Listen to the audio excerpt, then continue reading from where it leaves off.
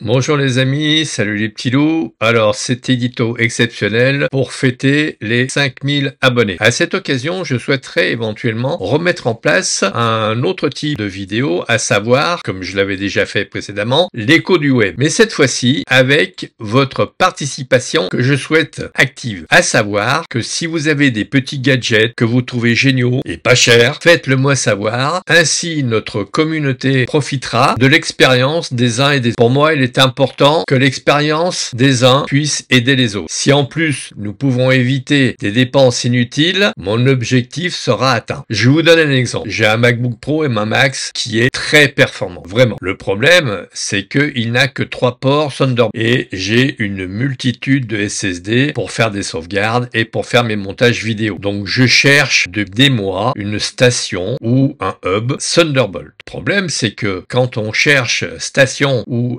hub Thunderbolt, effectivement, on a une connectique que l'on peut brancher sur l'ordinateur, mais après, c'est des duplicateurs de ports USB-A. Alors, certes, en 3.2, la dernière version de l'USB, mais enfin bon, moi, j'appelle pas ça une station Thunderbolt. Ce que moi, je cherche, c'est une station 4 à 5 ports minimum en Thunderbolt, de façon à pouvoir brancher mes SSD M2 qui sont super rapides en Thunderbolt pour garder la rapidité de mes SSD. Alors j'en ai trouvé une qui est dans les 200 €, qui pour ce type de matériel n'est pas très cher. Si vous le souhaitez, faites-le moi savoir. Je vous dirai dans la prochaine écho du web de quoi il en retourne. Si jamais donc vous avez des infos sur une station à minima 4 ou 5 ports Thunderbolt, n'hésitez surtout pas à partager cette info. Attention, il y a des ports Thunderbolt qui ne sont réservés que pour la vidéo. Alors, à croire que tout le monde souhaite avoir une connectique pour brancher 3 ou 4 écrans. C'est du délire. Enfin bon, bref. Donc, dans la prochaine vidéo, je vais vous parler des boîtiers, de leur dynamique. Le problème, c'est qu'elle dure 20 minutes. Donc, soit il va falloir que je retourne ma vidéo pour la scinder, pour parler que de la dynamique des capteurs, puis des boîtiers, et